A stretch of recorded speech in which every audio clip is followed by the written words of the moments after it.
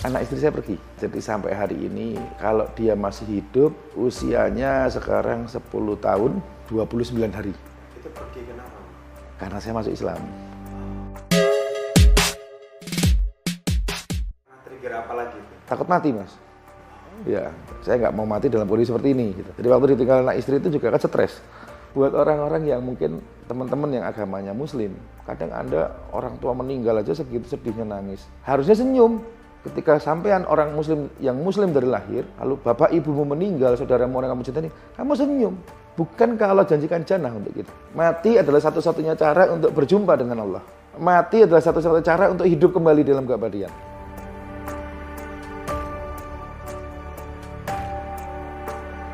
Yang semua daerah di Jawa dengan nama ganti warna, mau di Jawa Timur Kediri misalnya, semua daerah dengan nama ganti warna rata-rata daerah Kristenisasi dan Katolik yang menguasai.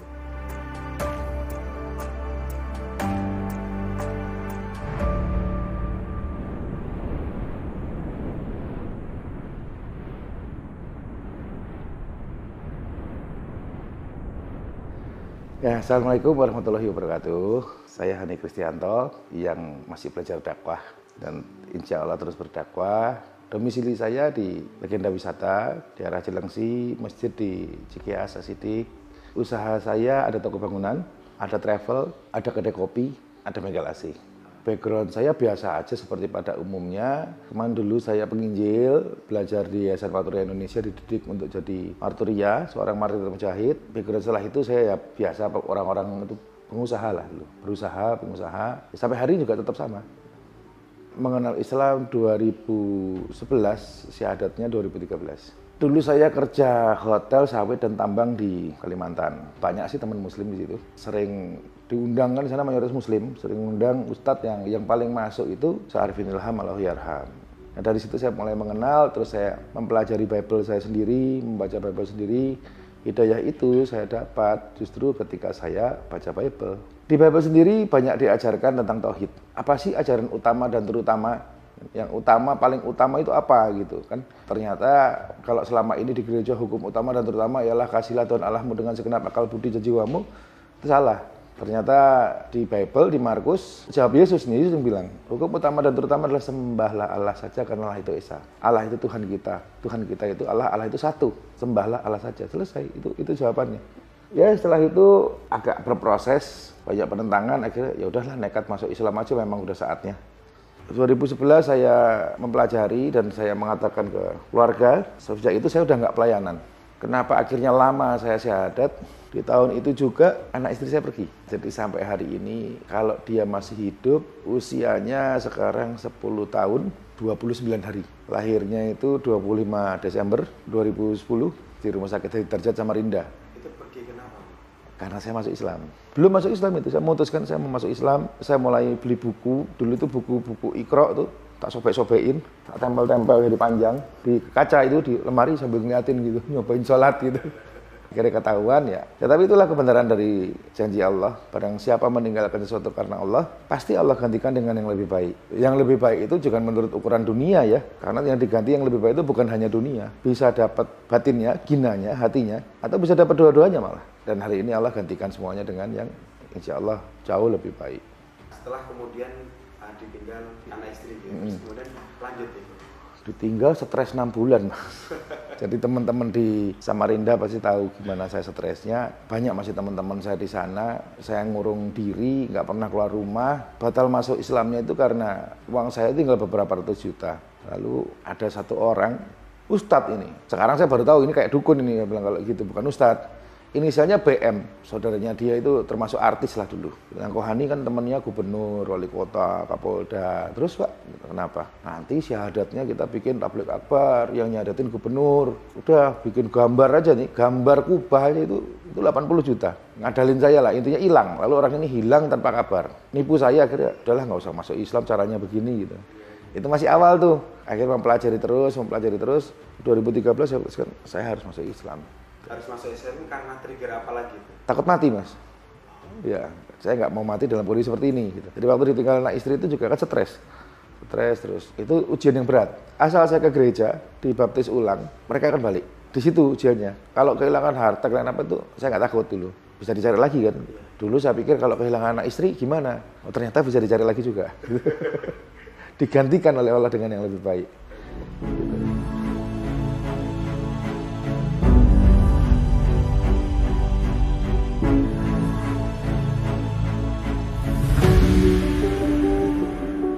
Tapi emang itu jalannya berat ya, kan belum tahu gantinya kan. Ya bicarakan mudah, kalau belum jalani bilangnya berat. Tapi kalau sudah dijalani dan dilewati, nggak ada yang berat. Orang bilang kehilangan anak itu berat. Enggak, anak saya meninggal yang pertama dari istri saya yang sekarang, nggak berat. Ketika orang bilang kamu masuk Islam harus kehilangan pekerjaan, kehilangan uang, kehilangan ini, dikira berat. Enggak, kalau sudah jalan enggak. Asalkan jalannya dengan pasrah kepada Allah. Gitu. Memang saya nggak mampu gitu, makanya ada kalimat la haula wala quwata illa billah. Akhirnya di bulan Februari 2013 saya telepon Ustadz, disyahadatkan di telepon, lalu disuruh cari Ustadz yang ada untuk kamu masuk Islam. Kalau ini kan telepon, bagusnya kamu harus ada saksi. Jadi masa Islamnya 25 Februari 2013 disaksikan ibu saya di Mojokerto. Unik juga nih, disyahadatkan di telepon bahasa baru. Banyak, sampai sekarang pun banyak. Kalau ada orang Kohani saya mau masuk Islam, biasanya kalau dulu telepon sekarang video call. Contoh, nih, semalam akhirnya kamu syahadatkan kita lihat gitu. Nih, ini video call, saya rekam. Ini namanya Mbak Liana, dia sudah lebih dari 1.000 orang masuk Islam sama dia sejak dia masuk Islam. Buat kami orang masuk Islam itu udah sering gitu ya, kita jadi menjahadatkan orang, menjadi wasilah hidayah milik Allah. Ini saya nontonnya nangis nih, ada di YouTube-nya mereka. Tapi ketika yang syahadat itu yang kami inginkan itu bukan orang lain, orang tua kami gitu kan. Buat orang-orang yang mungkin teman-teman yang agamanya Muslim, kadang Anda orang tua meninggal aja segitu sedihnya nangis. Harusnya senyum. Ketika sampean orang Muslim yang Muslim dari lahir, lalu bapak ibumu meninggal, saudaramu orang kamu cintai, kamu senyum. Bukankah Allah janjikan jannah untuk kita? Mati adalah satu-satunya cara untuk berjumpa dengan Allah. Mati adalah satu-satunya cara untuk hidup kembali dalam keabadian. Tinggal dua pilihan, nar atau jannah. Terus kalau matinya Muslim kenapa nangis? Mirip orang Kristen kamu jadinya. Mirip orang yang bukan Islam jadinya. Nangis, sedih, nangis kayak gitu. Katanya jannah. Terus bagaimana dengan kami? Bapak, ibu kami, keluarga kami matinya kafir. Kalau sudah mati selesai itu. Kafir benar gitu kan. Kalau masih hidup saya nggak pernah dikafirkan. Saya dulu dikafirkan, sekarang saya masuk Islam. Banyak teman-teman dikafirkan, sekarang sudah Islam, belum mati. Kalau udah matinya bukan Islam, udah jelas arahnya kemana. Setelah masuk Islam, gimana tuh perjalanan kehidupannya? Ya Alhamdulillah. Barang siapa mendapat hidayah, lalu barang siapa mengatakan mencintai sesuatu. Kita bilang sama istri aja, kita cinta sama perempuan aja nih. Kita ketemu perempuan, saya cinta sama kamu, diuji dengan harus menikahi. Setelah menikahi, diuji dengan harus menafkahi. Kan begitu, habis menikahi, menafkahi. Nah ketika saya bilang, asyhadu an la ilaha illallah, asyhadu anna Muhammad Rasulullah, ya diuji. Seberapa besar bukti kata-kata kamu bahwa aku ini satu-satunya Tuhan yang layak engkau ibadahi dan engkau sembah. Sampai di mana kamu yakin bahwa, kan Muslim artinya orang bertotal berserah diri pada Allah. Sampai di mana kamu berserah diri kepada Allah? Ataukah apakah kamu nanti akan berharap kepada manusia, bergantung kepada manusia, terbujuk oleh bujuk rayu manusia atau tidak? Nah, banyak sekali mualaf yang juga seperti saya. Biasa setelah Anda dapat hidayah, Anda masuk Islam, setan kafirnya pergi dari Anda, udah nggak gangguin lagi. Sudah nggak nyuruh nyembah togut nggak. Tapi setan ujub, ria, ain, sumah, iri, hasad, dengki, materi datang semua. Makin banyak ini setannya gitu kan. Nah, kuncinya di sholat, kuncinya di doa yang sering diajarkan Nabi, ya muqallibal qulub sabit qalbi ala dinik. Sering-sering baca itu, doa itu. Akhirnya ujiannya ya mulai dibenci, mulai difitnah. Bahkan orang-orang terdekat saya membenci dan menfitnah. Tim saya yang dulu bareng penginjilan, itu yang sampai teman-teman yang agamanya Muslim itu percaya. Wah ini Hani masuk Islam mau ngancurin Islam dari dalam. Yang ngomong muslimah soalnya. Dan muslimah itu tim penginjilan saya. Dia mualaf, dia perempuan yang sudah jadi muslimah yang menyebarkan berita itu. Sampai 1 hari, 2 tahun diuji itu. Sampai akhirnya ada orang ngirimin waktu Ramadan itu. Pertama itu ada dikirimi 1 truk sarung. Mereknya Tursina. Han, aku minta maaf, aku yang fitnah kamu katanya. Karena dia nggak percaya. Kita kan satu tim di gereja. Saya nggak percaya kamu masuk Islam gitu.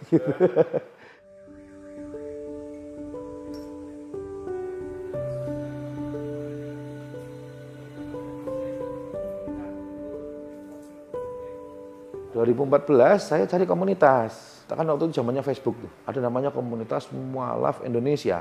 Datang kami bertemu rame-rame. Bertemu di Jalan Patra Tomang 1 nomor 10 rumahnya Bunda Sri Tarmizi.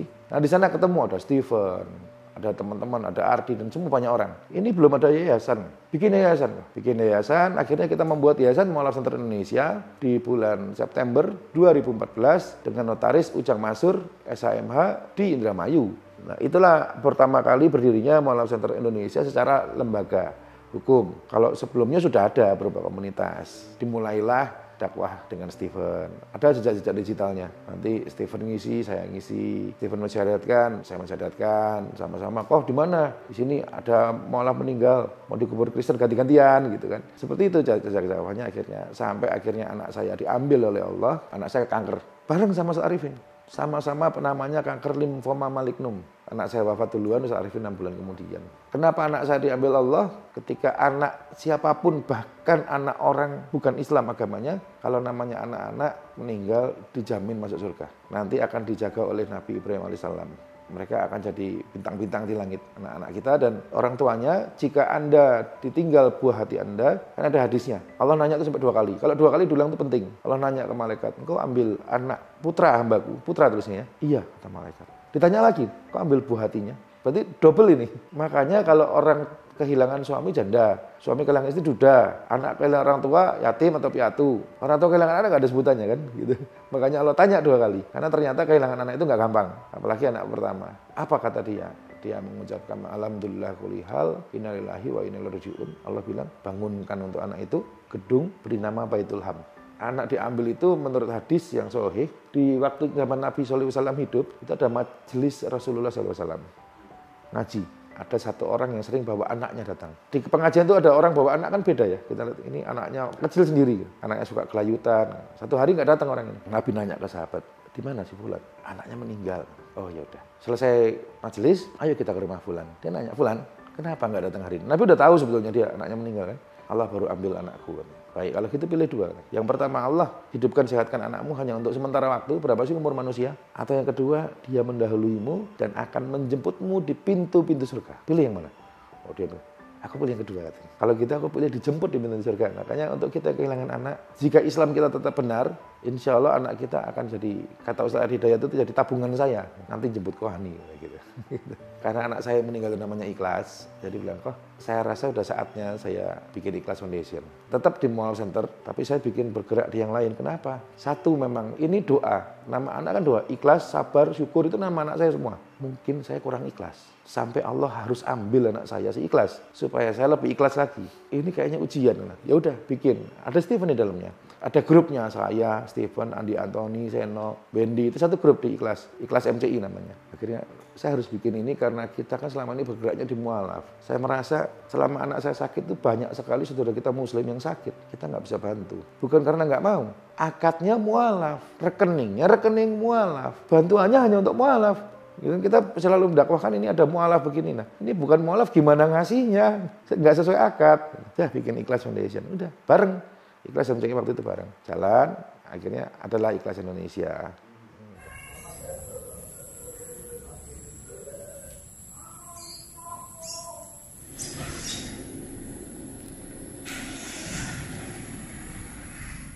Tadi udah lihat ambulans saya kan? Contoh ambulans saya udah lihat belum tadi? Di depan itu ada tulisannya, untuk semua orang apapun suku, agama, dan ras Anda. Tanpa biaya sopirnya dari kita, bensinnya tolnya dari saya, inilah dari kami. Umat Nabi Muhammad SAW.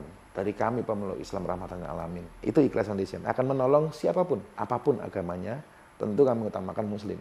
Sejarah punya ambulans 3 gimana kok? Ambulans saya nggak 3 mas, 9. Oh 9. Iya. Ketika anak saya sakit, susahnya setengah mati cari ambulan.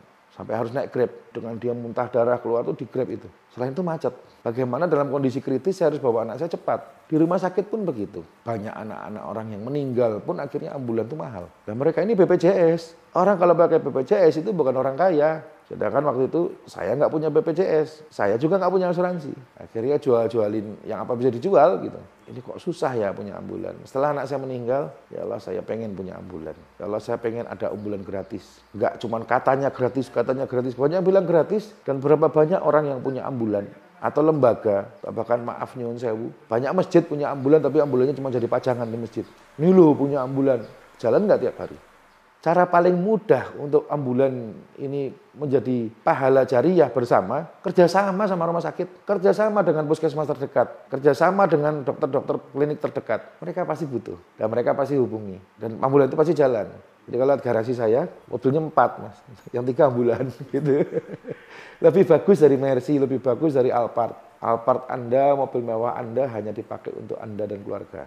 Ambulan saya mengantarkan Anda ke rumah sakit dan pemakaman. Mengantarkan dengan pahala setiap putaran rodanya insya Allah. Ambulan kita semua ya, bukan punya saya. Karena apapun yang sudah kita buat, jadi milik semua umat Islam. Kenapa begitu lega atau ikhlas banget melepaskan dunia untuk itu? Sebelum masuk Islam sudah seperti itu soalnya Mas. Jadi coba cari Hani Kristianto gereja gitu. Apa yang saya lakukan di gereja? Pikul salib. Pikul salib itu artinya begini. Kamu sudah Islam? Sudah. Percaya asyhadu alla ilaha illallah, sudah. Benar sudah. Asyhadu anna Muhammadar Rasulullah, betul. Kelakuanmu jauh dari Nabi tapi. Kamu Islam tapi enggak ada Nabi Muhammad sedikit pun di diri kamu apa sahabat. Islam tapi kikir, Islam tapi cinta dunia, Islam tapi party, Islam tapi tidak peduli dengan orang lain. Islam itu apa sih? Rahmatan lil alamin. Apa sih rahmatan lil alamin? Menjadi rahmat, bermanfaat, menyenangkan, berguna dan aman buat siapapun. Ketika kita sudah Islam, kita harus punya 3 prinsip. Saya, Hani, sudah masuk Islam. Yang pertama, saya aman buat kamu. Bohong kalau ada teroris-teroris itu nggak ada di Islam. Barang siapa membunuh orang, kafir sekalipun tanpa alasan yang jelas, dia masuk neraka. Berarti saya sudah masuk Islam, saya aman buat kamu. Yang kedua, saya menyenangkan buat kamu. Kamu ada masalah, kamu sedih, yuk sini duduk ngopi. Yang terakhir, saya pasti bermanfaat buat kamu. Karena saya umat Nabi SAW. Karena Nabi saya ngajarin itu. Apa yang sudah kita lakukan dan kita korbankan untuk Islam, untuk Allah dan untuk Nabi SAW. Jangan merasa berkorban, jangan merasa berjasa, jangan merasa punya harta, sesungguhnya itu punya Allah. Jangan pernah berharap minum dari telaganya Nabi kalau kamu tidak melakukan apa-apa untuk Nabi. Jangan pernah mengaku dirimu Islam kalau kamu nggak pernah melakukan apa-apa untuk Allah dan Rasulnya. Buatlah Nabi kita tersenyum dengan apa yang sudah kita lakukan walaupun kecil. Tapi itu yang terbaik, itu yang ikhlas.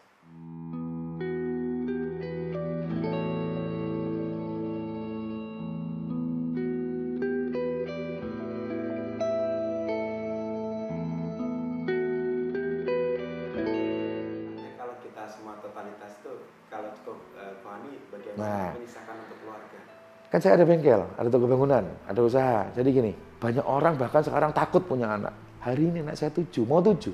Iya, waktu dulu susah. Mungkin teman-teman yang di Harvard City tahu rumah saya yang dulu. Dan teman-teman yang lama bisa jadi saksi, saya kos. Kos itu anak 4, kamar kecil anak 4. Kenapa harus takut dengan itu? Takut miskin, kamu bukan Islam kalau gitu. Kamu tidak percaya dengan asyhadu alla ilaha illallah. Kalau kamu percaya, karena kekayaan itu bukan berupa materi, Mas.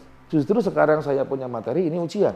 Ujian kenikmatan, istirahat katanya. Banyak orang dikasih nikmat, akhirnya, ini hartaku, ini hartaku, ini hartaku. Hartamu yang sesungguhnya adalah yang kau sedekahkan. Hartamu yang sesungguhnya adalah yang kau berikan. Nanti akan jadi timbangan di sana. Akhirnya inilah janji Allah. Kata orang, kalau banyak anak, banyak ini, rezeki gimana? Mana yang kurang dari saya hari ini? Anak saya 7, tiap hari ngurusin umat. Anda mau ditolong Allah, mau diselesaikan masalahnya oleh Allah, dan dicukupi oleh Allah, gampang caranya. Ini hukumnya dari Allah udah jelas. Kalau engkau mau aku mudahkan, mudahkan orang lain dulu.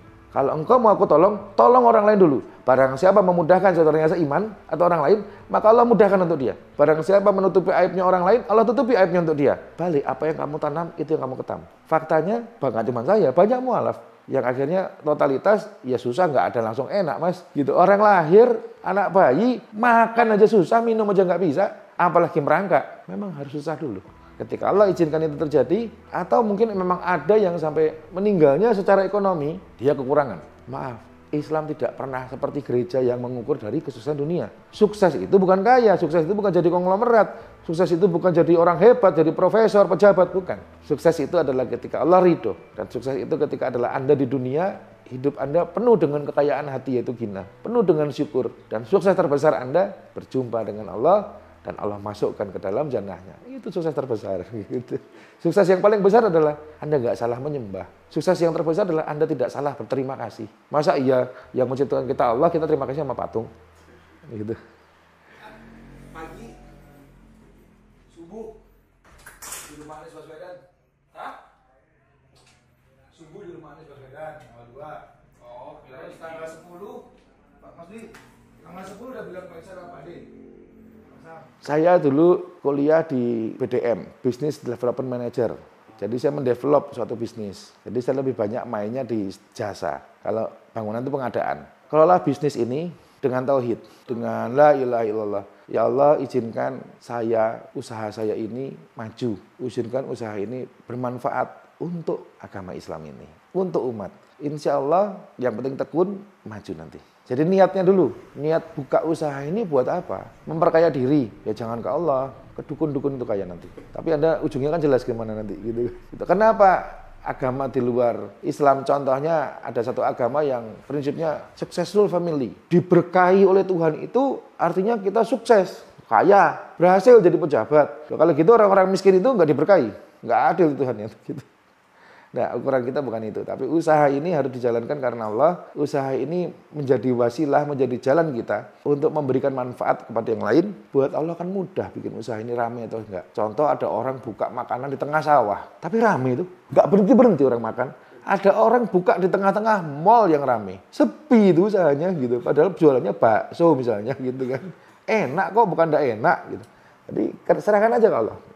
Ya, kalau usaha ini tidak membuat kita lebih dekat ke Allah, tinggalkan. Takutnya usaha ini gara-gara kita kerja, ada berapa banyak hari ini umat muslim yang ngaku agamanya Islam, sibuk bekerja, sibuk berniaga, melupakan sholat. Lagi kerja, Allahu Akbar, hayya 'alas shalah, hayya 'alal falah. Ntar nanggung.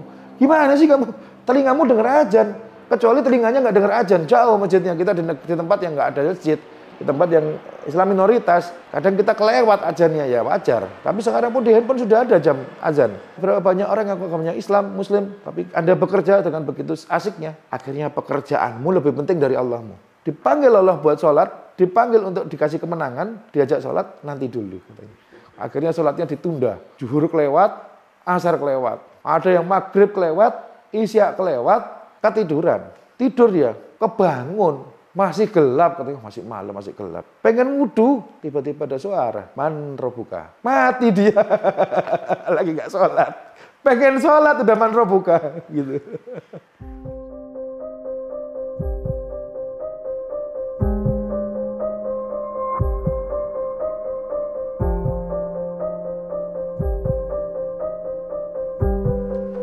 Ujian terbesar saat ini diri saya sendiri. Ada penyakit-penyakit hati yang merusak hubungan orang. Yayasan, lembaga, organisasi, majelis taklim, DKM masjid, rusaknya gara-gara apa? Ujub, riya, ain, summa, iri, dengki. Jadi ujian saya menjaga hati ini ya tadi, makanya Nabi kita SAW ajarkan, bahkan Nabi sehari 200 kali baca ini, lebih. Ya muqallibal qulub, sabit qalbi ala dinik. Doanya seperti itu, kenapa? Karena Allah pemilik hati saya. Ketika saya merasa hati ini milik saya, celaka. Hatiku ini jadi gak seneng sama kamu. Hatiku ini jadi tersinggung. Hatiku ini jadi gak enak. Hatiku. Ini hati milik Allah, bukan milikku ya. Hati-hati gitu. Kita ini hati saya jadi gak enak lihat kamu begini. Hati saya tersinggung. Akhirnya dari hati ke kepala ke perkataan. Menyakiti orang. Ini hati ini yang paling susah mengendalikan. Tadi saya bilang, makanya namanya ikhlas. Minta sama Allah, ya Allah ini bahaya ini hati saya ini. Penyakit hati ini yang merusak semuanya. Lebih sakit, lebih merusak daripada penyakit kanker, COVID, AIDS, dan segalanya. Nah, jadi ujian terbesar saya adalah diri saya sendiri yang cuma seonggok debu, seonggok daging, bawa kotoran kemana-mana. Jangan sampai berbangga diri. Jangan sampai merasa diri ini memiliki sesuatu atau diri ini berarti lebih dari yang lain. Kalau Allah izinkan kita jadi orang Gaza, bersyukur. Tapi kalau jadi izinkan jadi orang Palestina, matinya syahid gitu kan, ujian. Tapi kalau kita Allah jadikan kafir, mati kafir juga kita. Betapa kita harus bersyukur dengan apa yang udah Allah berikan.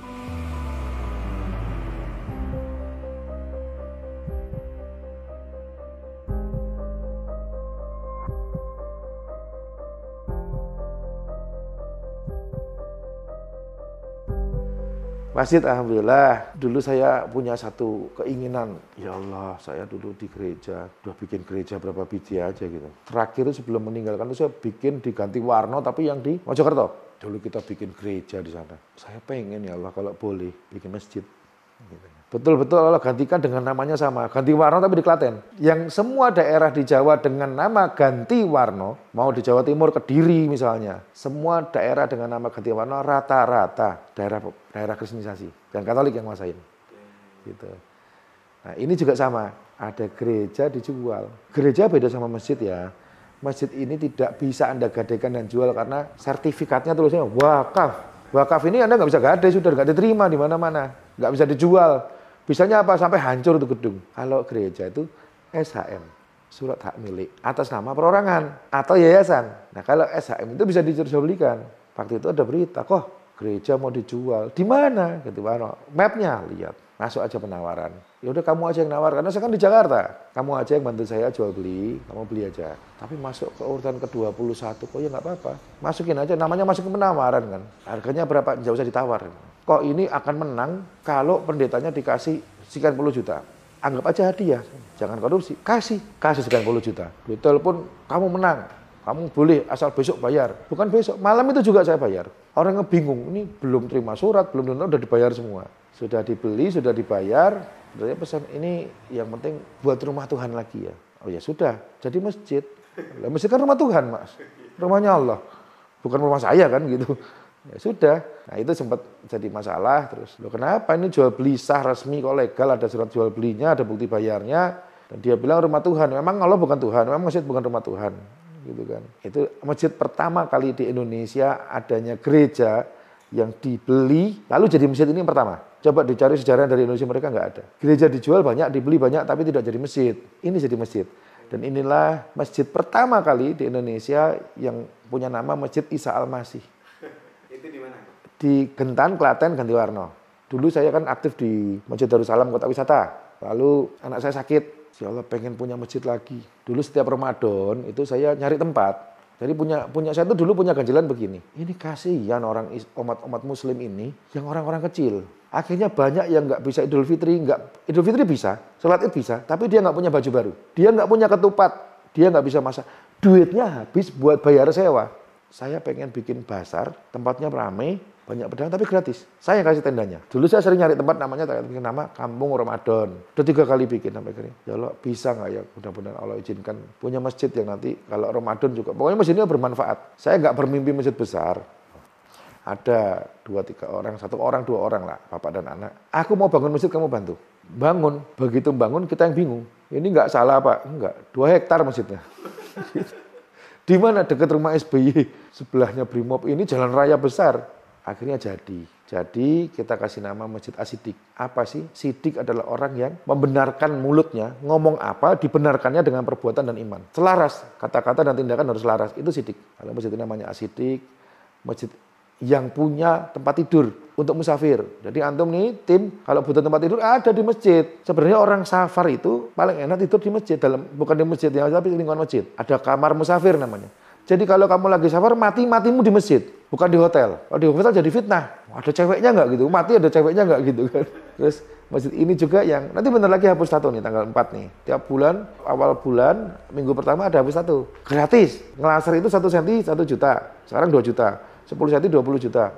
1 badan kita kasih gratis. Syaratnya cuma setoran Ar-Rahman 5 ayat. 5 kali 5 kali 5 nambah sampai hafal. Hilang tatumu. Dan masjid ini 24 jam tidak tertutup. Berapa banyak masjid mirip gereja. Pada Isya, kunci, gembok. Saya waktu kecil dulu bilang Islam itu hebat. Dulu kalau dari Jakarta saya ke Jawa, dulu enggak ada jalan tol sekarang, Cipali. Saya lewat jalan Pantura itu, di Indramayu itu, di Kertasmaya pasti ada masjid besar. Semua bisa tidur di situ, di terasnya. Butuh buang air aja dikasih pinjem walaupun saya bukan Islam. Ini keren banget nih masjid yang begini. Hari ini masjid kayak gereja. Baru jam itu tutup lah, terus ada apa-apa susah.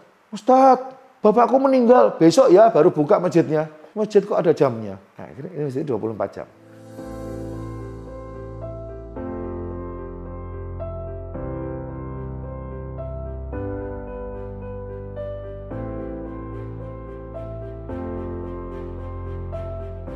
Sekarang insya Allah, bismillah, la haula wala quwata illa billah, saya mau bangun juga satu lagi masjid. Masjid Isa Al-Masih kedua, sebelahnya gereja. Dan gereja ini jemaatnya dari luar, nggak ada warga situ. Warga situ ada 1-2 aja. Bawa orang dari luar untuk di situ. Sudah, bismillah, insya Allah, izinkan Masjid Isa Al-Masih ini berdiri di sebelah gereja, supaya saya bisa ajan sehari 5 kali ke Pak Pendeta. Gitu kan. Mimpinya setiap tahun bikin satu masjid gitu ya? Terserah Allah, tapi mudah-mudahan Allah izinkan makin banyak masjid yang kita bangun dengan nama Isa Al-Masih. Bukan soal pembangunannya, karena dekat hari akhir kan banyak masjid bermegah-megah, tapi tidak bermanfaat.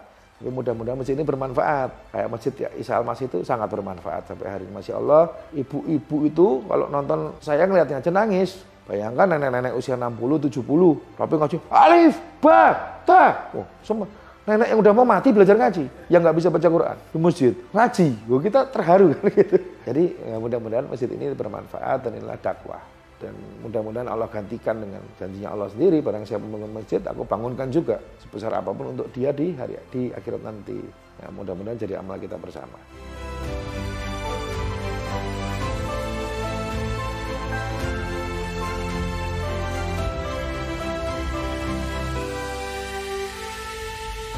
Akhirul kalam, yang paling pertama buat yang nonton, saya minta dengan sangat minta tolong doakan saya dijauhkan Allah dari penyakit hati. Karena ini yang paling sulit bagi seorang, siapapun orangnya, yang paling sulit menjaga hatinya sendiri. Jadi ya Allah, jauhkan saya dari penyakit hati, ujub, riya, summa, ain, iri, dengki, hasad, itu merusak hubungan dengan sama muslim dan dengan Allah. Ya, sesuai dengan doanya, Allahumma maktim lana bil islami, waktim lana bil imani, waktim lana bil khotimati. Jadi yang pertama Islam dulu. Kalau maktim, terima kasih Allah, lana bil islami telah memberikan Islam ke aku, menjadikan aku seorang muslim. Waktim lana bil imani, ya, semoga Allah jaga imanku. Waktim lana bil khotimati, dan Allah matikan kita semua dalam keadaan husnul khotimah.